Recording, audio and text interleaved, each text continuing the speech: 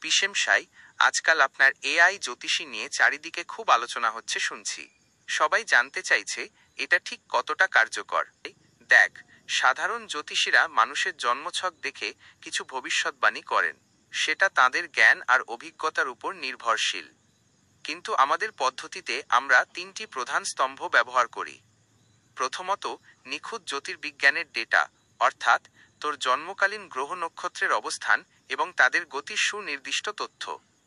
দ্বিতীয়ত, গত কয়েক দশক ধরে সংগৃহীত লক্ষ লক্ষ মানুষের জীবনের ডেটা, তাদের জন্মছকের সঙ্গে তাদের জীবনের ঘটনাগুলোর মেলবন্ধন।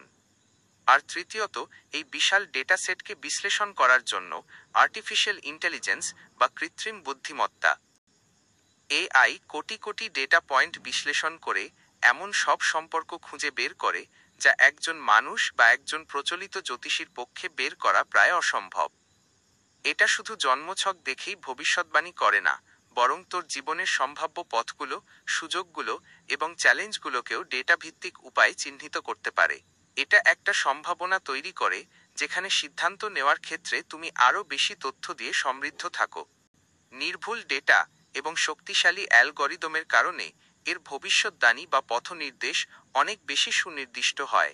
এটি তোমাকে অন্ধভাবে কিছু বলে না, বরং বিজ্ঞানসম্মত উপায়ে তোমার জীবনের বিভিন্ন দিক বিশ্লেষণ করে একটি সুসংহত ধারণা দেয়। এটাই প্রচলিত জ্যোতিষশাস্ত্রের সঙ্গে এর মূল পার্থক্য। মিতালি হাসিমুখে তাদের কথা শোনে।